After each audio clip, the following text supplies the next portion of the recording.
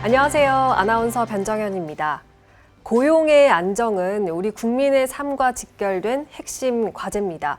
그런데 최근 들어서 고용의 양적 성장이 둔화되고 있고요. 또 청년 실업이나 비정규직 등의 질적 문제도 여전히 계속되고 있습니다. 특히 코로나19가 계속되면서 이 고용 불안이 심화되진 않을지 더욱더 우려가 되는 상황인데요. 때문에 오늘 이 주제가 더욱더 의미 있게 다가옵니다. 오늘 우리나라 고용 구조와 과제에 대해서 한국은행 경제교육실 김종욱 교수 그리고 조홍균 부실장과 함께 다뤄보겠습니다. 두 분 안녕하세요. 네, 안녕하세요. 네, 반갑습니다. 교수님, 일단 우리나라 고용 구조와 과제라는 오늘의 주제가 시기적으로 굉장히 중요해 보이는 그런 주제인 것 같습니다. 우선 구체적으로 어떤 내용들을 다룰지 간략히 소개해 주실까요? 네, 말씀하신 대로 최대 고용은 개인이나 국민 경제에 아주 중요한 문제입니다.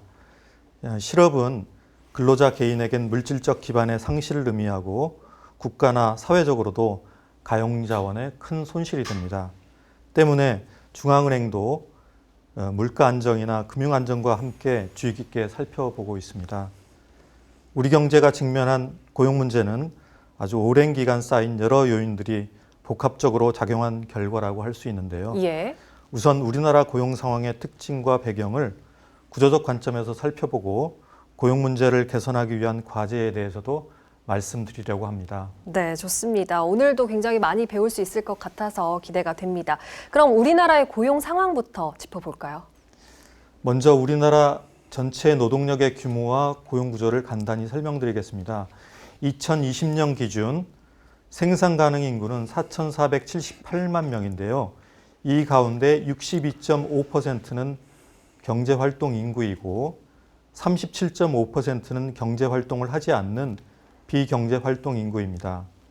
또한 2,801만 명의 경제활동 인구 가운데 96%는 취업자이고 나머지 4%는 실업 상태에 있습니다.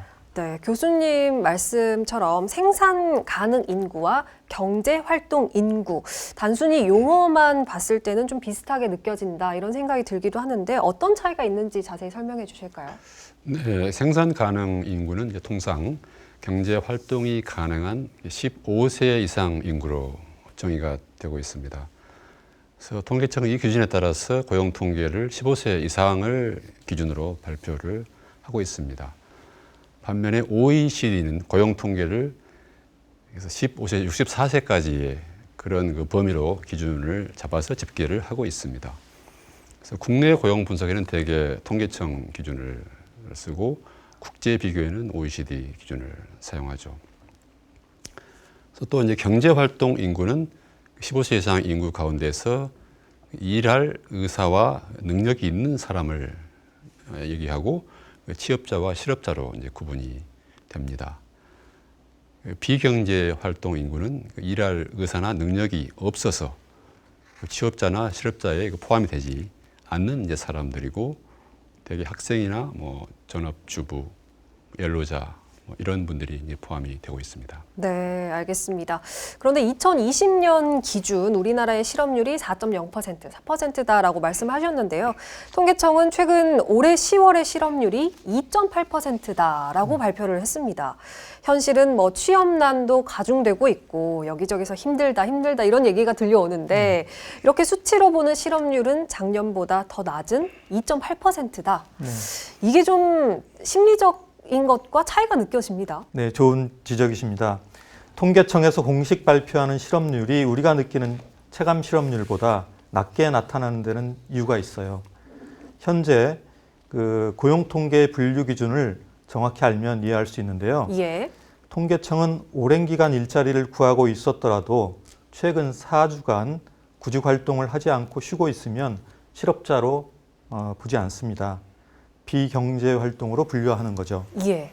따라서 고용 상황이 나빠져서 구직 단념자가 늘어나면 오히려 실업률이 낮아질 수도 있습니다. 그렇군요. 네, 이제 또 임시제나 또는 시간제로 일하면서 상용직으로의 전환을 준비하는 사람들의 경우에는 본인은 사실상 실업자나 다름없다고 느낄 수가 있겠지만은 일주일에 1시간 이상 일할 경우에 취업자로 분류가 됩니다.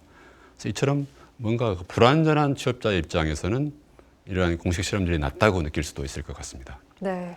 그러니까 뭐 직장이 없어도 구직 활동을 하지 않으면 비경제 활동 인구로 분류가 돼서 실업자가 아니고요. 또 반면 일주일에 1시간이라도 일을 하게 되면 다른 일자리를 찾고 있더라도 취업자로 분류가 된다. 이런 말씀이시네요. 네, 그렇습니다. 그래서 고용의 양과 질을 모두 살펴볼 필요가 있는 겁니다. 네. 취업자의 경우 임금 근로자와 비임금 근로자로 나눌 수 있는데요. 2020년 전체 취업자 2,690만 명 중에 75.6%가 임금 근로자이고요. 24.4%는 비임금 근로자입니다.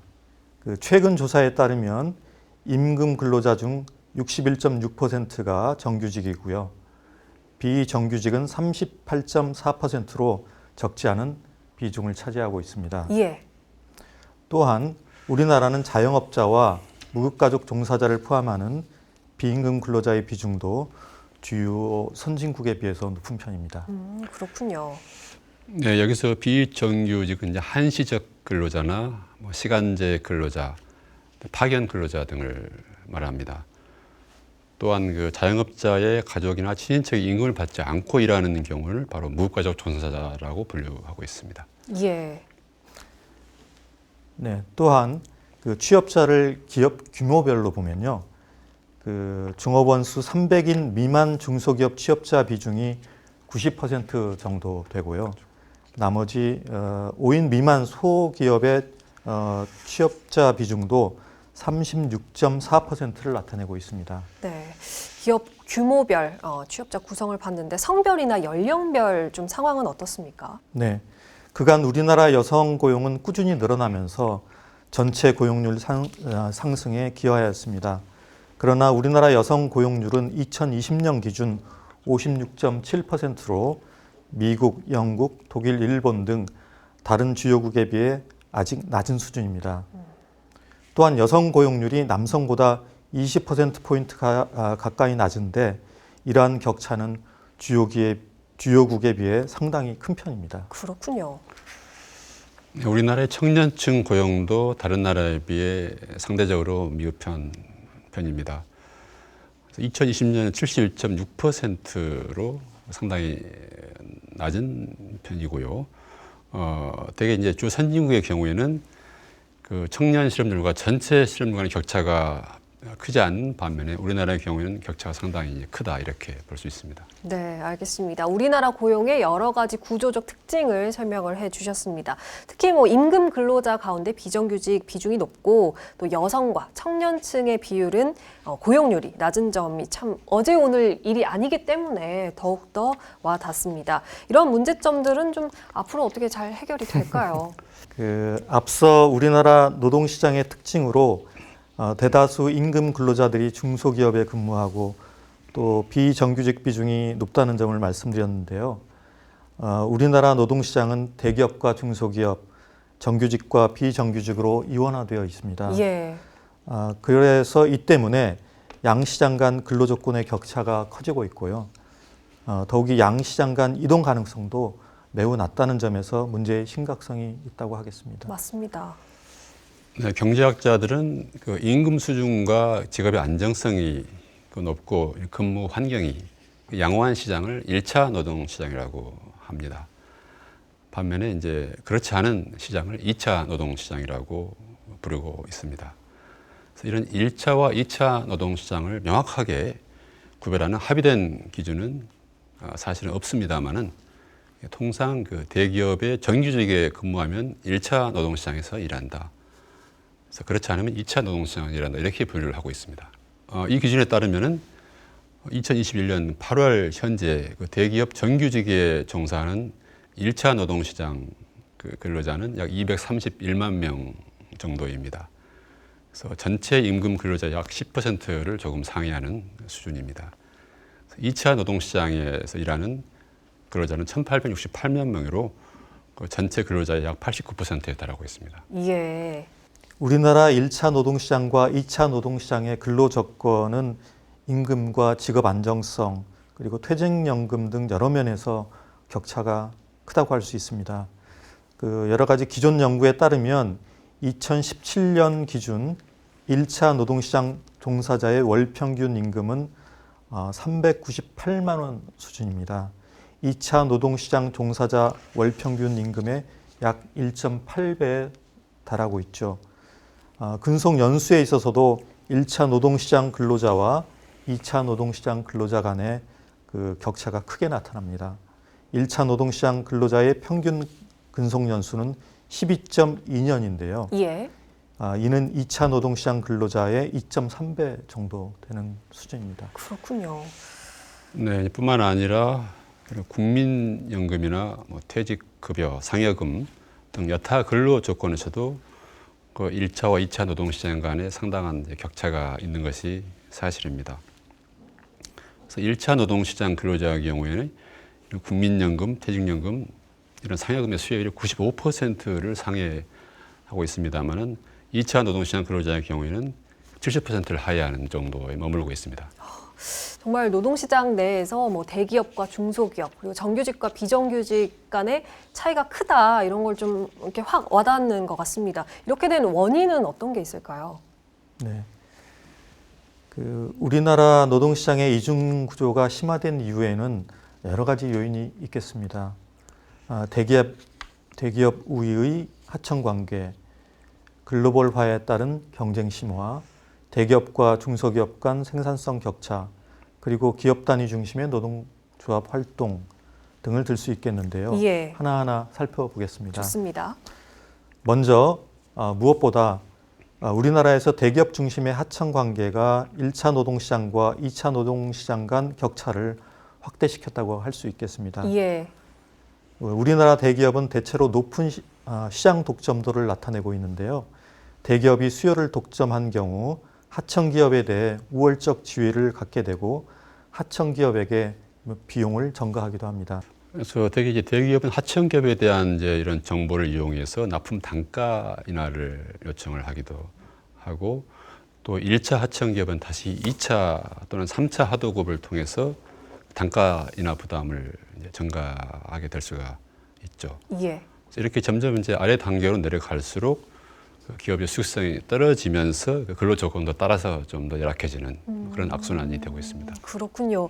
우리가 소비를 할 때 가성비라는 걸 따지듯이 이렇게 최소 비용으로 최대의 좀 수익을 얻으려는 기업의 이런 방향에 있어서 부분적으로 공감은 가긴 갑니다만 말씀처럼 하청에 또 하청업체 아래로 갈수록 계속해서 발생하는 부작용에 대해서도 좀 고려를 해봐야 될 것 같습니다. 우리나라 노동시장의 이중구조가 심화된 이유 두 번째는 어떤 게 있을까요? 네. 두 번째 원인은 이제 글로벌 기업 간 경쟁 심화로 국내 기업이 큰 폭의 그 비용 절감을 추진했기 때문입니다. 이로 인해서 노동시장의 이중 구조가 더욱 뚜렷해졌죠. 특히 우리나라 수출 대기업은 비용 절감을 위해서 해외로의 생산 공장 이전을 늘려왔고요. 예. 이에 더해 아웃소싱을 확대하는 전략도 추진해 왔습니다. 아웃소싱을 받은 중소기업은 비정규직 고용을 확대하고 더 작은 중소기업에게 재하청을 주는 방식으로 대응했죠. 그 결과 중소기업의 고용은 늘어났지만 근로조건은 개선되기 어려웠던 겁니다.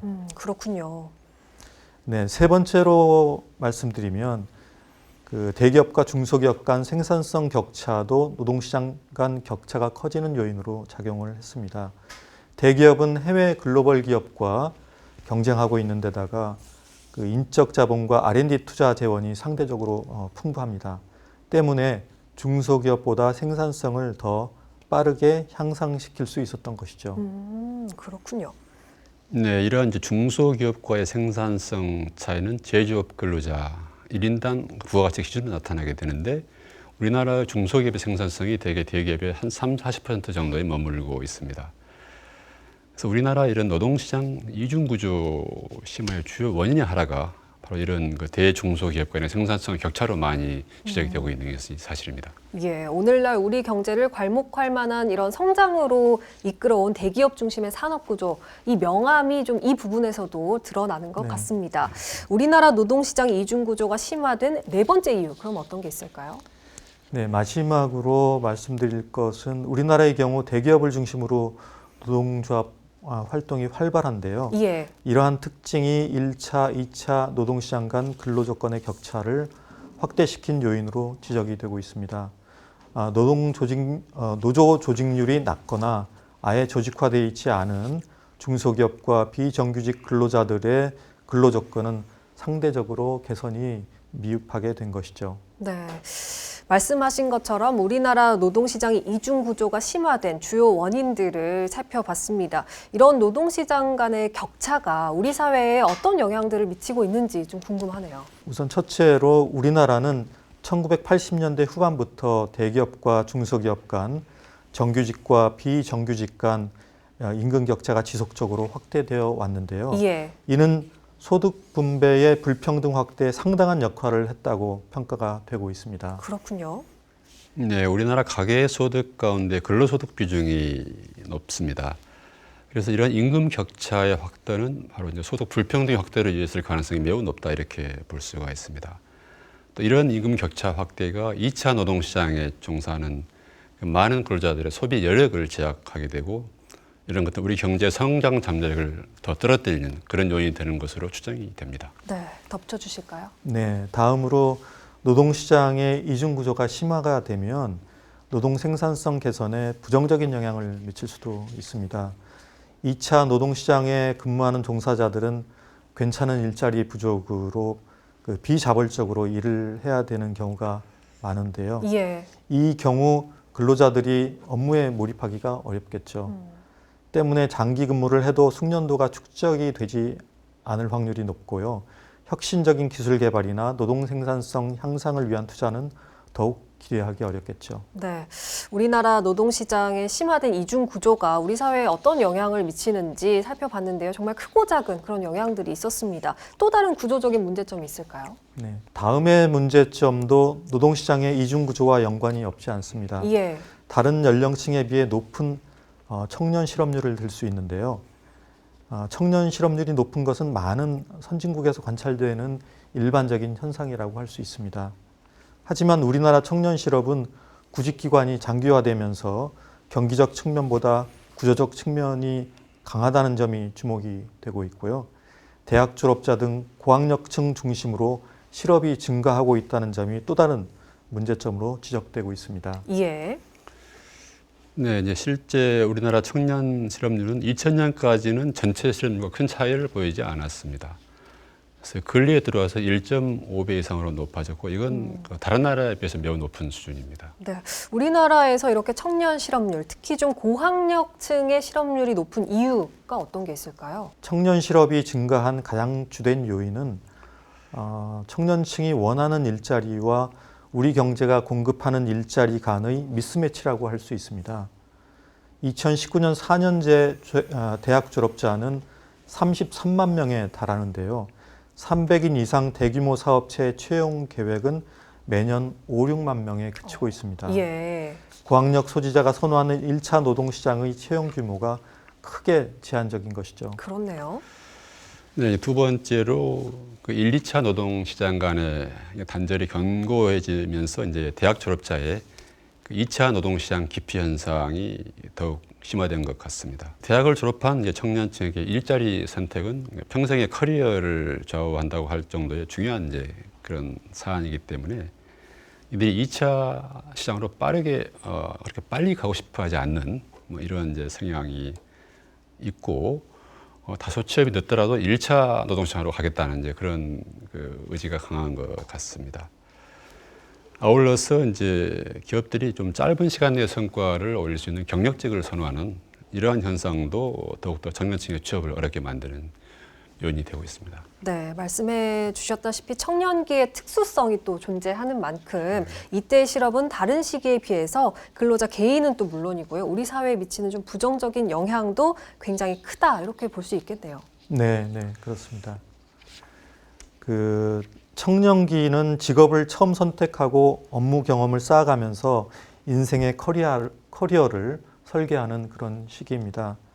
우리나라 청년층은 구직기간 증가로 첫 직장 입사 나이가 점점 늦어지고 있는데요. 예. 노동시장 진입이 늦어지면 그만큼 경제적 자립 시기가 늦어지고 개인적, 사회적으로도 기회비용에 증대를 초래하게 될 것입니다. 예. 이런 청년 실업은 이제 여러 가지 뭐 결혼이나 이런 출산율에도 상당히 부정적인 영향을 미칠 수밖에 없을 것 같습니다. 그래서 청년기의 실업을 경험하게 되면 미래에 대한 이제 불안감 때문에 결혼을 늦추거나 출산율을 떨어뜨리는 그럴 가능성이 있게 되고, 이러한 이제 현상이 우리 경제 성장 잠재력을 저하시키는 그런 요인이 될 것 같습니다. 네, 최근 코로나19로 우리나라 노동시장에도 좀 다양한 변화가 예상이 되는데요. 말씀하신 노동시장의 구조적인 문제들이 더 악화되진 않을까 걱정이 됩니다. 네. 그 코로나19 이후에 그 비대면 산업을 중심으로 재택근무나 그 플랫폼 노동 등 다양한 형태의 일자리가 창출되고 있어요. 반면에 음식 숙박, 도소매 등 전통 서비스업과 대면 업무 비중이 높은 직업의 고용은 감소할 전망입니다. 예. 이러한 산업 구조의 변화로 구인 구직자 간 미스매치가 커지고요. 그 부문 간 임금 격차가 확대되면서 노동시장의 이중 구조도 심화될 가능성이 있습니다. 또한 영세 자영업자 등 취약 부문의 고용 회복이 지연되면서 소득 분배가 악화될 수 있을 것입니다. 예. 앞서 교수님께서 말씀하신 대로 우리 경제가 직면한 고용 문제는 정말 오랜 기간 여러 요인들이 작용한 복합적인 결과다라고 볼 수가 있는데요.